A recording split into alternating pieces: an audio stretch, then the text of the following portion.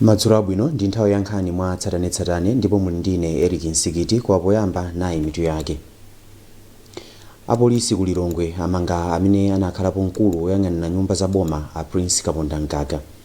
Bungwe la Competition and Fair Trading Commission lalamula makampani asanu ndi imodzi kulipira chindapusa chokwana 361 miliyoni kwacha onse pamodzi. Mu nkhani zina, bungwe la Independent Complaints Commission lati likulephera kugwira ntchito zake bwino chifukwa chakusowa kwa zipangizo zogwirira ntchito. Tili ndi izi ndi nkhani zina zambiri tikhala limodzi. Mu nkhani yathu yoyamba madzulo ano, apolisi ku Lilongwe amanga amene adakhalapo mkulu woyang'anira nyumba za boma a Prince Kaponda Mkaka. Amene amayankhulira apolisi mdziko muno Alea Chintembo atsimikiza za nkhaniyi. Malingana ndi zimene tapeza, Kaponda Mkaka awamanga pamodzi ndi anthu ena. Pakadali pano akuluakulu ena ochokera ku ofesi ya Directorate of Public Prosecutions alinso mgulu la anthu amene akufufuzidwa. Tikupatsirani zambiri zokhudza nkhaniyi mu nkhani zathu zotsatira. Bungwe la Competition and Fair Trading Commission lalamula makampani asanu ndi imodzi kulipira chindapusa chokwana 361 miliyoni kwacha onse pamodzi. Bungweli lalamulanso makampaniwa kubweza ndalama kwa makasitomala awo chifukwa chophwanya mgwirizano wa ngongole komanso kugulitsa fetereza owononga mbewu. Tili ndi zambiri pa nkhaniyi mu lipoti ili la Grace Alinafi Makawa. Chindapusachi chikutsatira milandu ya chinyengo, zinthu zosokonekera ndi ntchito zomwe sizinaperekedwe zomwe zinawonongetsa ndalama zambiri za ogula ndi mabizinesi aku Malawi. Mabanki a FTH ndi Standard akukumana ndi chilango chokwana 300 million posintha zinthu za insurance ndi ngongole popanda chilolezo. Makampani ena anayi a Nitroforce, CTS Courier, Modern Dry Cleaners ndi Urban Realtors alipira chindapusa chobweza ndalama zokwana 61 million za fetereza wosokonekera, katundu otayika, zovala zoonongeka ndi malo omwe sanaperekedwe. Tiyeni tinene zoona mosapyatira.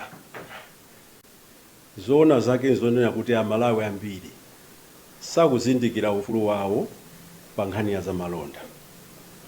Zonena kuti ali ndi ufulu onena kuti akagula chinthu chayenera kukhala kuti chili certified, komanso chinthucho chayenera kuti chili ndi expiry date, komanso akagula chinthucho ayenera kulandira receipt layenera kukhala mu ndondomeko yakuti yonena kuti ayenera kukhala ndi dzina la amene akugulitsayo, address yawo, phone number, ngati umboni onena kuti agula chinthu. Amalawi ambiri sakuziwa zimenezi. Ambiri amagula zinthu osalandira receipt. Mapeto ake amasowa umboni kwa mawa zikachitika zinthu. Komanso ambiri saziwa kuti akagula chinthu cha mtengo wapatali choti chayenera kugwiritsidwa ntchito pakanthawi, pamayenera kukhala guarantee kapena warranty yonena kuti pakakhala vuto ayenera kubwerera kuja nagula kuja kuti akathandizidwe. Kubweza kwa zindapusazi zikuchokera ku msonkhano wa namba 75 wa komishoni omwe unachitika pa 8 June mchaka cha 2026. Kupitirani nkhanizi madzulo ano, bungwe la Independent Complaints Commission lati lafufuza madandaulo 268 mwa madandaulo 592 okhudza apolisi kuyambira mchaka cha 2020. Akuluakulu a bungweli ati zizachitika chifukwa chakuchepa kwa zipangizo zogwirira ntchito zimene zikuchititsa kuti ntchito zizichedwa. Wachiwiri kwa mkulu wa kafukufuku ku bungweli Grant Kankhulungo wanena izi mu mzinda wa Lilongwe pa msonkhano wa atolankhani. Iwo akufotokoza zambiri. Mavuto ndi amene alipo ndichananena kuti anthufe tilipo ochepa, ngati ama investigators okha tilipo 7 kuti tipange cover Malawi SA. Tikakamba mayendedwe institution yathu ino ndi magalimoto awiri amene timagwiritsa ntchito, ndiye kuti tikafikire kose zimativuta nthawi zina, ndiye kuti makesi aja kumatenga nthawi kuti tiamalizise chifukwa cha zimenezo. Komano ndikhoza kunena kuti pano tikukambirana ndi boma kuti tipange muchizungu amati functional review, tiunike kuti kodi ntchito zathu zizigwirira bwanji andi zomwe tikupingana nazo ndi chani, koma tingakonzenso bwanji. Ndiye functional review imene itithandiza kuti tionjezere namba ya maofesa ogwira nawo, komanso titsekule ma regional office mu ma region monse momwe muli apolisi. Akatswiri pa zaulamuliro wabwino ati akhumudwa kuti dziko lino likupitiriza kuwononga ndalama zambiri chifukwa cha ziganizo zosakhala bwino zimene akuluakulu ena aboma amapanga. Iwo anaizi kutsatira malipoti kuti boma likupitiriza kupereka malipiro ndi ndalama zina kwa Director of Public Prosecutions Masauko Chankakala ngakhale kuti sakugwira ntchito. Isaac Salima ali ndi nkhani yonse. Mwezi wa Novembala chaka chatha mtsogoleri wa dziko lino Peter Mutharika adasankha a Faustino Maere ngati mkulu wozenga milandu ya boma kapena kuti Director of Public Prosecutions. Koma pa nthawiyo amene adali pa udindo omwewu Masauko Chankakala sadalandire kalata iliyonse yowadziwitsa kuti awachotsa kapena awatumiza malo ena, ndipo kuchokera nthawi imeneyi akhala akulandira malipiro awo pa mwezi komanso zina zimene amayenera kulandira pa udindowu ngakhale iwowo akhala sakugwira ntchito. Chankakala adakana kuyankhulapo pa nkhaniyi pamene tidawayimbira foni, ndipo titafunsanso amene amayankhulira ofesi ya mtsogoleri wa dziko lino ndi nduna a Focus Maganga pachifukwa chimene boma silikuwapasa ntchito Chankakala, Maganga adati tiyankhule ndi nduna yoona zofalitsa nkhani a Shadrack Namalomba amene sadayankhe uthenga umene tidawatumizira pa foni. Koma akatswiri woona za ulamuliro wabwino ati zimene zikuchitikazi ndi zokhumudwitsa polingaliranso kuti dziko lino likuvutika pa nkhani za chuma.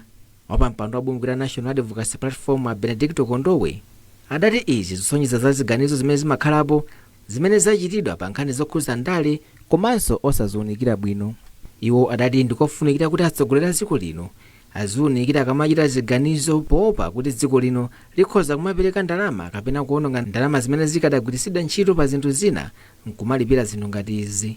Ndiwo wapampando wa bungwe la Human Rights Defenders Coalition Amaiko Kaiyasa nawonso adati ndi zodabwitsa kuti boma lalola kuti nkhanizi zipitirira polingaliranso kuti dziko lino likudutsa mu nyengo yosakhala bwino pa nkhani za chuma ndipo likupitirirabe kumawononga ndalama motere.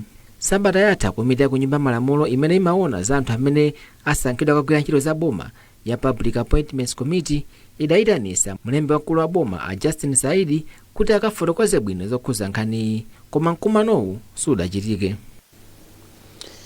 Ndipo nduna ya zamaphunziro Bright Nsaka yati yakondwa kuti mayeso a Standard 8 ayamba bwino. Ansaka ati mpaka pano sanalandire madandaulo aliwonse ochokera kumalo amene ophunzira akulembera ku mayesowa. Amsaka anayankhula izi pamene anayendera malo ena olembetsera mayeso mboma la Dedza. Brenda Kayo walemba ripoti ili limene akuwerenga ni Grace Makawa. Ansaka ati malipoti omwe alandira kuchokera malo olembetsa mayeso akusonyeza kuti mayeso ayamba bwino.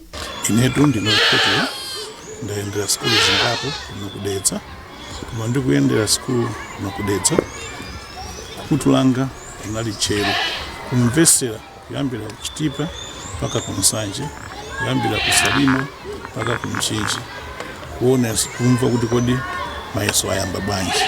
Ndinokondwa kunena kuti mayeso kuna kulikonse Malawi muno ayamba bwino, ayamba pa nthawi yake. Ndipo mphunzitsi wamkulu pa sukulu ya Mtandiza Primary School McLeod Katumba ati mayeso ayamba bwino pa sukuluyi.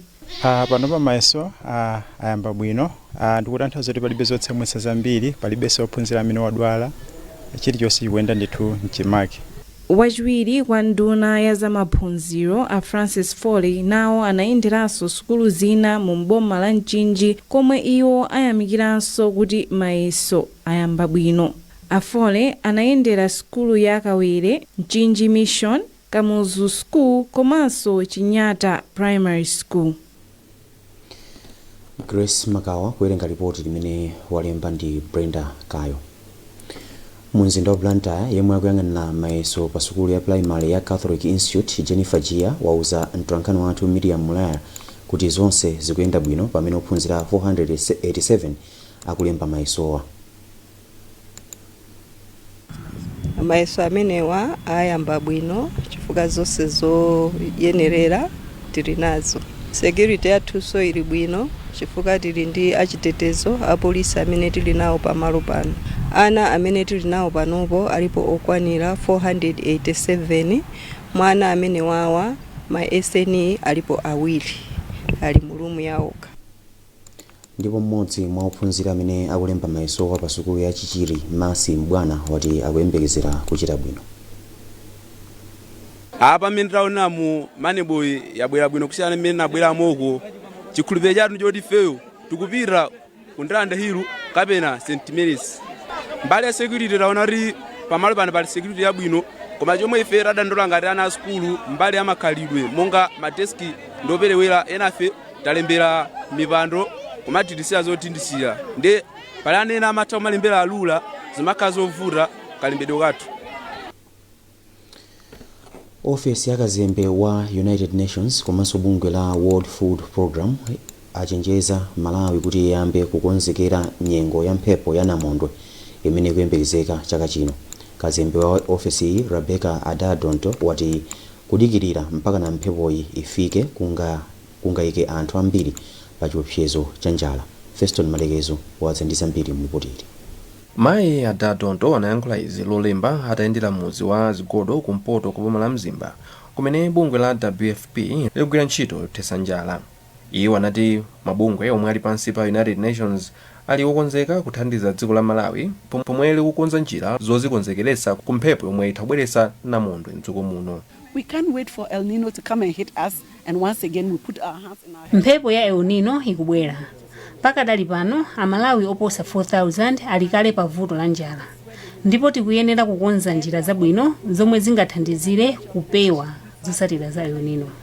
Tikuyenera kugwira ntchito limodzi kuti tipeze yankho ku mavuto omwe angabwere. All the other almost 1,000 villages that we are helping with the Zero Hunger Initiative. Poyankhulapo mkulu wa WFP kuno ku Malawi Bambo Hyun Junlim anati dziko la Malawi likuvutika pa nkhani ya njala komabe anati ali ndi chiyembekezo kuti ntchito ngati imene akukhazikitsa kumpoto kwa boma la Mzimba ya Zero Hunger Village Project itakuthandizira kuthana ndi njala mdziko muno. Some donors are stepping in, they want to invest, so with a small success. Mavuto alipo ndithu ndipo tikugwira ntchito ndi boma komanso anthu osiyanasiyana pofuna kuonetsetsa kuti tathandiza manja kupeza chakudya. Tili ndi chiyembekezo kuti titalimbikitsa ulimi wa makono manja mbiri atha kukolola zochuluka zomwe zingathandizire kuti njala ichepe mdziko muno. 2,000-3,000 kwacha per day, but they have food. Poyankhulapo mmodzi mwa anthu amene akupindula ndi ntchito yothesa njala ku derali a Blaiston Soya anati iwo anapasidwa mbewu yachimanga komanso fetereza ndi bungwe la WFP ndipo mukuona kwawo njala tsopano ikhala mbiri yakale pa khomo pawo. Kuzera mu Zero Hunger napindura kupeza mathumba 30 bags. Ichi ni chokondesa kwambiri kwa ife chifukwa kwa ife tsopano ngati pa banja mlanga njala yatha. Kupatula kuyendera mawanja amene akupindula ndi ntchito imene bungwe la WFP likugwira deraku akuluakulu ku bungwe la UN WFP omwe analinso limodzi ndi mkulu wa UNICEF no Malawi anayenderanso sukulu ina ya mkumbaphala ya Jonas Ndelali imenenso ikulandira thandizo kupyolera ku ntchito ya WFP yotchedwa tsogolo la thanzi. Nkhani izi zikufikani kuchokera kuno ku Times Television TTV. Tibweranso ndi nkhani zina zambiri takani kumepo. Takulandirani kupitiriza nkhani izi madzulo ano. Anthu amene nyumba zawo zagwa chifukwa cha mvula ya mkuntho m'boma la Dowa apempha boma kuti liwathandize ndi zipangizo zomangira nyumba. Manja pafupifupi 100 ochokera ndera la mfumu yaikulu Mponera akhudzidwa ndi ngozi iyi imene inachitika loweruka lapitali. Mtolankhani wathu Pemphero Malimba ali ndi ripoti.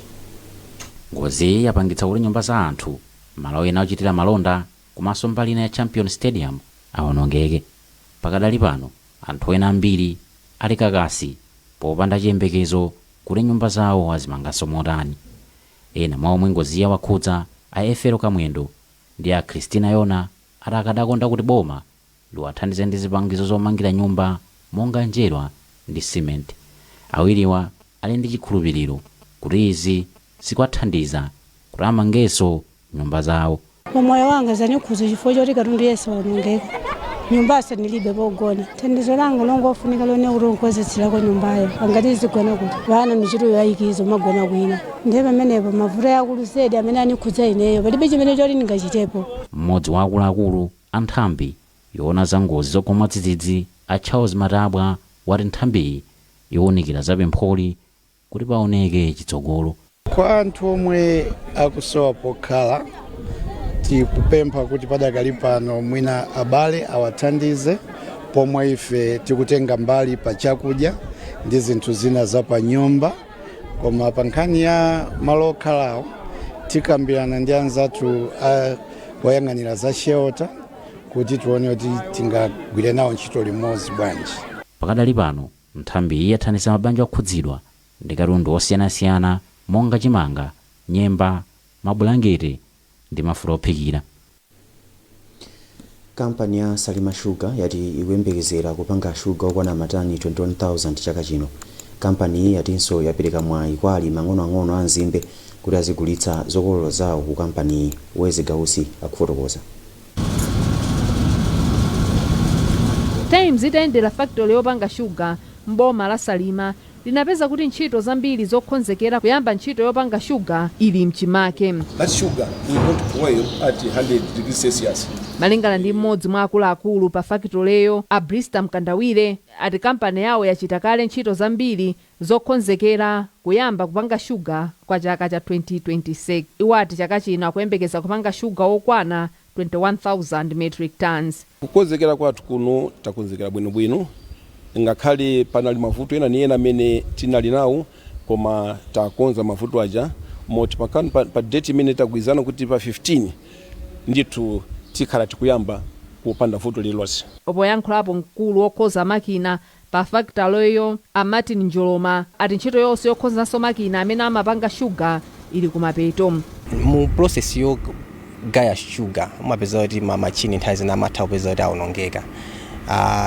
Chokoma ndi chakuti tili ndi ma-technicians amene ali ophunzira ndithu amene analembedwa kunena kuti chinthu chikakhala kuti chawonongeka amene aja ndi amene amatha kukonza. Zonsezi nkuyesesa kunena kuti mwina mwake tisamakhale ma breakdown osakonzekera. Shuga ndi kampani ya Salima kuthandizira kwambiri kuti shuga azipezeka pa misika komanso kutsika mtengo kwa shugayi. Boma lati achinyamata mdziko muno ndi nsanamira yachitukuko ndipo tsogolo lawo limadalira mmene ndondomeko zosiyanasiyana zikukhazikitsidwira. Unduna wa chinyamata, masewero ndi chikhalidwe wati akuluakulu a boma akuyenera kuonetsetsa kuti ndalama zimene zimayikidwa pa chitukuko cha chinyamata zigwiritsidwa ntchito moyenera. Izi zanenedwa lolemba potsekulira msonkhano wa masiku awiri wa chinyamata umene ukuchitikira ku hotela ya Crossroads mu mzinda wa Lilongwe. Jimmy Chazama walemba ripoti imene akuwerenga ndi Grace Alinafe Makawa. Nduna ya chinyamata, masewera ndi chikhalidwe a Alfred Gangata yati kuyikidwa kwa ndalama zokwana 100 million thumba ya Youth Constituency Fund ndi chinthu chopindulitsa. Nizofuna kwambiri ifelena kuti ndekuti anthu onse amene amira mayofi m'madistrict onse ali pano kuthandizana komanso ufuna kugawana nzeru kagwidwa ka ntchito komanso kukambirana mmene angathe kupititsa tsogolo ntchito za chinyamata mwadongosolo mu maboma awo. Mmodzi wa akuluakulu ku bungwe la UNDP Achike Charles Eniekwe wati masomphenya a chaka cha 2063 akufunika achinyamata kuwayika patsogolo. Ofisala wa konsolo ya mboma la Zomba Sophie Nzunga wati maphunzirowa ndi ofunikira. Okay, so kwa mene utithandizira kwambiri chifukwa chonena kuti ngati ma youth officer kumaboma kumene tikugwira ntchito tili ndi mwina magapu ambiri amene okuti tikuyenera kuti tipange filo. So training iyi kwambiri ndiyonena kuti ikubwera kuti ipange filo magapu amenewo aitiphunzitse kaya nkhani yokhudzana utsogoleri umene komanso mwina kaya tilumikizitsa bwanji mmene ilili ka ndondomeko yathu ya National Youth Policy Malawi 2063. Mabungwe omwe athandizira mwambowu ndi monga UNICEF, European Union, UNDP, UNFPA komanso banki ya Standard.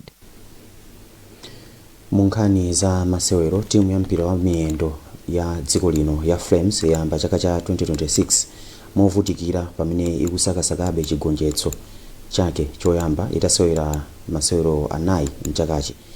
Malawi yagonja ndi Ethiopia ndi chigoli chimodzi kwa 0 pa masewero esa na mphamvu. Magulu awiri akuyembekezekanso kukumana lachiwiri masewero achibwereza ku Addis Ababa ku Ethiopia. Loren Mpasa walemba ripoti imene akuwerenga ndi Peter Forte. timu ya mpira ya Flames ikuyembekezeka kukumana ndi Ethiopia mu gawo lachiwiri la masewero opimana mphamvu omwe achitike mu mzinda wa Addis Ababa mdziko la Ethiopia. Mphunzitsi wamkulu wa timuyi Kalisto Pasua wati masewerowa ndi gawo limodzi la ndondomeko zomwe zithandizire kulimbikitsa timuyi komanso kulimbikitsa kumanga mgwirizano kwa kaseweredwe pamene Malawi ikukonzekera mipikisano ikuluikulu kutsogoloku. The main worry has been maybe concentration. The game starts.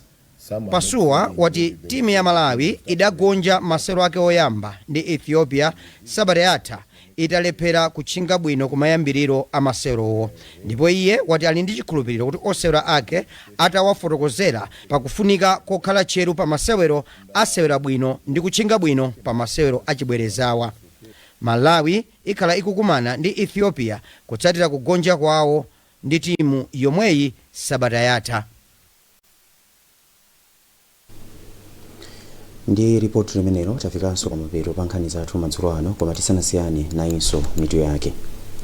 Apolisi ku Lilongwe amanga amene anakhalapo mkulu woyang'anira nyumba za boma a Prince Kaponda Nkaka. Bungwe la Competition and Fair Trading Commission lalamula makampani asanu ndi imodzi kulipira chindapusa cha ndalama zokwana 361 million kwacha onse pamodzi. Ndipo mu nkhani zina bungwe la Independent Complaints Commission lati likulephera kugwira ntchito zake bwino chifukwa cha kusowa kwa zipangizo zogwirira ntchito. Ndi wapatsirani nkhani izi ndine Eric Nsikiti madzulo opambana.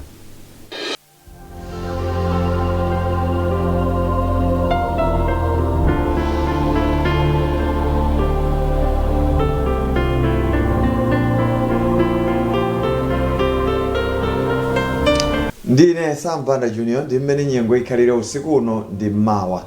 Tiyembekeze nyengo ya mitambo yapatali ndi ya mphepo nthawi zina kuphatikizapo mvula ya mabingu m'madera ena usiku uno ndi mmawa. Chifunga chikhoza kukhalaponso m'madera ena ndiye mawa masana tiyembekezere nyengo ya mitambo yapatali ya mphepo nthawi zina ndi yofunda m'madera ambiri. Chenjezo: mphepo yamwera iziwomba pa nyanja ya Malawi ndi nyanja zina, kotero kuti onse ogwiritsa ntchito nyanjazi akhale osamala nthawi zonse popewa ngozi. Tsono tiye tione mmene kutenthere komanso kuzizirira. Kwa Ngabu 20 degrees Celsius kufikira 30 degrees Celsius, Blantyre 15 degrees Celsius kufikira 25 degrees Celsius, pamene ku Lilongwe 15 degrees Celsius kufikira 26 degrees Celsius, ku Mangochi 19 degrees Celsius kufikira 28 degrees Celsius, ku Mzuzu 15 degrees Celsius kufikira 25 degrees Celsius. Mphepo ikuwomba kuchokera kumwera chakumvuma. Lachitatu nyengo ya mitambo yapatali ndi yofunda. Tsono tiye tisilize ndi mmene dzuwa litulukire komanso kulowa. Ku Mzuzu dzuwa lizatuluka a minute to 6 ndi kulowa 27 minutes past 5, pamene ku Lilongwe dzuwa lizatuluka 4 minutes past 6 ndi kulowa 23 minutes past 5. Timalize ndi ku Blantyre dzuwa lizatuluka 2 minutes past 6 ndi kulowa quarter past 5. Za nyengo ndi zomwezi munali ndine Sampanda Junior, usiku opambana.